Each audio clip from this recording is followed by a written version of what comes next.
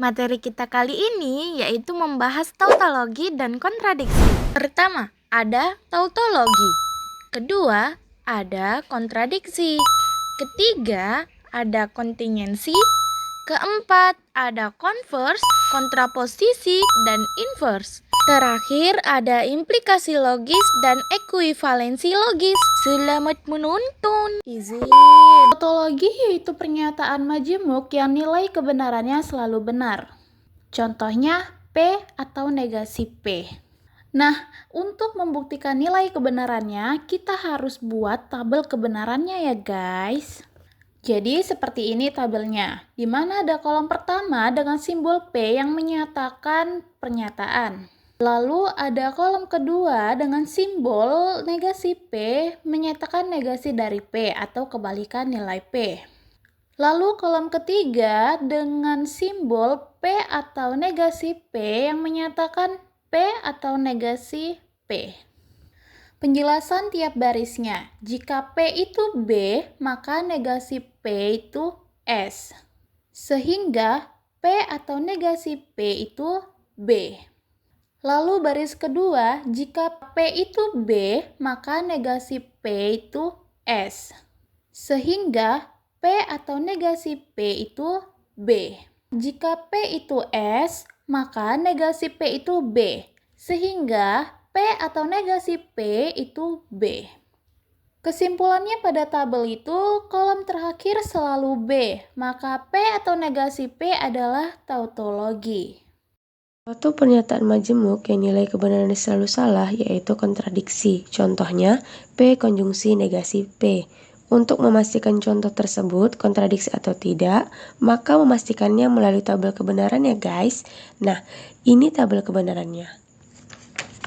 Nah, di situ ada kolom pertama dengan simbol P yang berisi BBSS, dan di kolom kedua dengan simbol negasi P yang berisi SSBB, dan di kolom ketiga dengan simbol P konjungsi negasi P.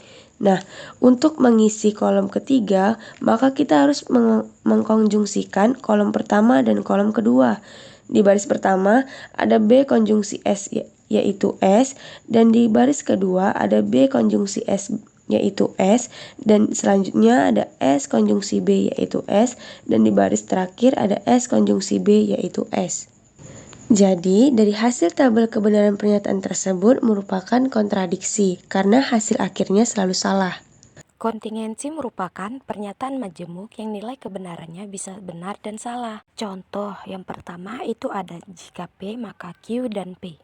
Untuk mengetahui pernyataan tersebut kontingensi atau tidak, maka kita mencarinya menggunakan tabel kebenaran ya.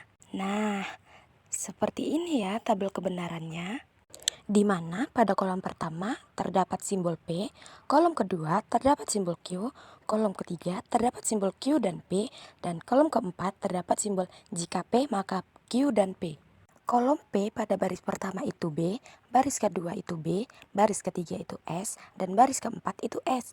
Dan kolom Q pada baris pertama itu B, baris kedua itu S, baris ketiga itu B, dan baris keempat itu S. Karena dalam pernyataan tersebut terdapat pernyataan di dalam kurung, maka kita akan mencari pernyataan di dalam kurung terlebih dahulu ya.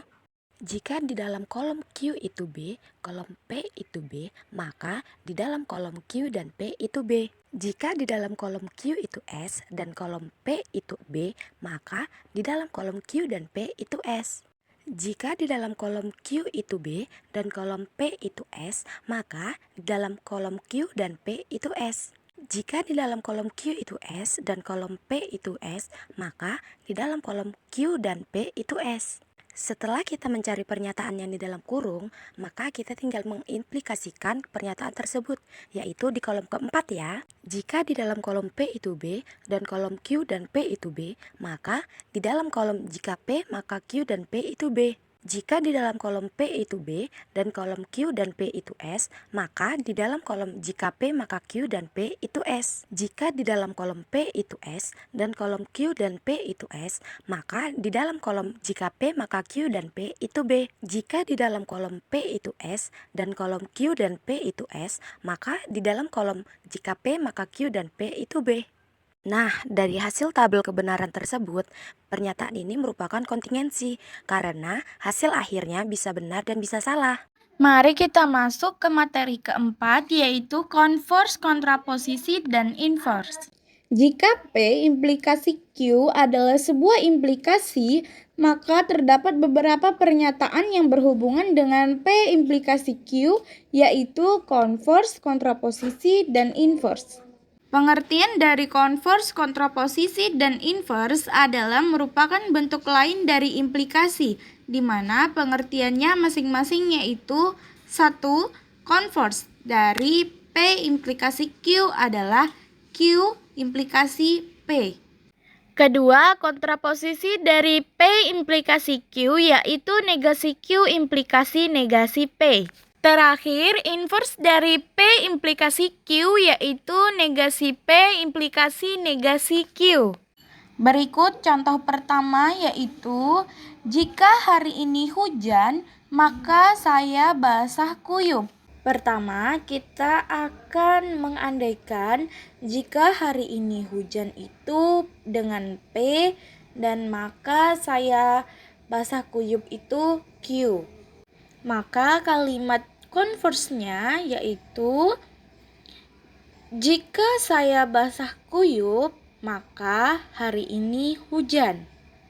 Nah, untuk mencari kalimat kontraposisinya, kita akan menambahkan kalimat tidak karena kontraposisi yaitu negasi Q implikasi negasi P. Maka hasilnya, jika saya tidak basah kuyup, maka hari tidak hujan. Baik, yang kalimat inverse-nya itu sama seperti kalimat kontraposisi, hanya saja dia dibalik menjadi negasi P implikasi negasi Q. Nah, kalimatnya akan menjadi seperti ini. Jika hari tidak hujan, maka saya tidak basah kuyup. Nah, itu tadi merupakan contoh dari converse, kontraposisi, dan inverse. Selanjutnya itu ada implikasi logis. Implikasi logis adalah hubungan antara dua pernyataan yang biasanya berbentuk jika maka. Implikasi logis biasanya ditulis dengan simbol berikut ini ya. Implikasi hanya bernilai salah jika P benar tetapi Q salah. Selain kondisi itu, implikasi selalu benar. Contoh, tentukan apakah pernyataan berikut merupakan implikasi logis. Jika tidak Q, maka P atau Q.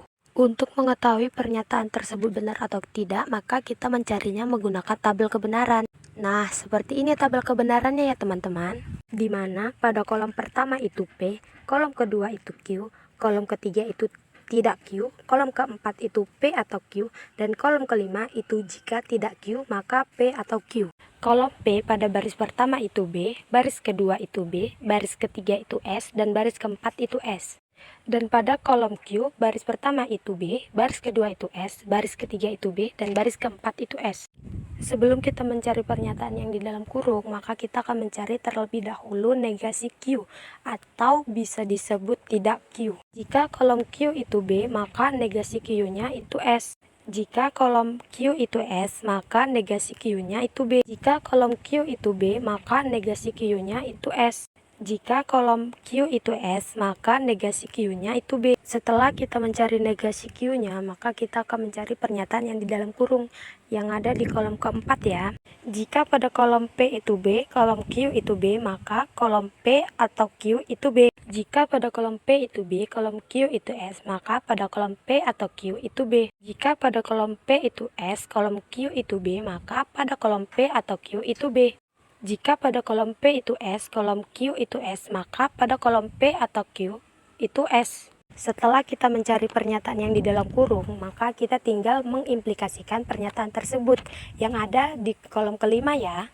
Jika kolom tidak Q itu S dan kolom P atau Q itu B, sehingga kolom jika tidak Q maka P atau Q itu B. Jika kolom tidak Q itu B dan kolom P atau Q itu B, sehingga kolom jika tidak Q maka P atau Q itu B. Jika kolom tidak Q itu S dan kolom P atau Q itu B, sehingga kolom jika tidak Q maka P atau Q itu B. Jika kolom tidak Q itu B dan kolom P atau Q itu S, sehingga kolom jika tidak Q maka P atau Q itu S. Nah, tabel kebenaran yang telah kita cari tadi merupakan implikasi logis ya, karena memiliki hubungan antara dua pernyataan dalam bentuk jika maka. Terakhir, ada ekuivalensi logis. Jadi, ekuivalensi logis adalah hubungan antara dua pernyataan logika yang selalu memiliki nilai kebenaran yang sama untuk setiap kemungkinan nilai variabel logikanya. Ditulis dengan simbol P ekuivalen Q. Maknanya, jika P benar, maka Q juga benar. Tapi, jika P salah, maka Q juga salah. Walaupun bentuk kalimatnya berbeda, secara logika maknanya ini sama ya. Masuk ke contoh yang pertama. Menggunakan tabel kebenaran, buktikan bahwa pernyataan berikut ekuivalen secara logis. Jika P maka Q ekuivalen dengan negasi P atau Q.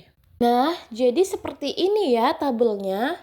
Kita buat kolom pertama yaitu P, kolom kedua Q, kolom ketiga jika P maka Q, dan kolom keempat negasi P atau Q. Lanjut ke baris pertama, P itu benar, Q itu benar, jika P maka Q itu benar, negasi P atau Q itu benar. Lalu baris kedua, P itu benar, Q itu salah, jika P maka Q itu salah, negasi P atau Q itu salah.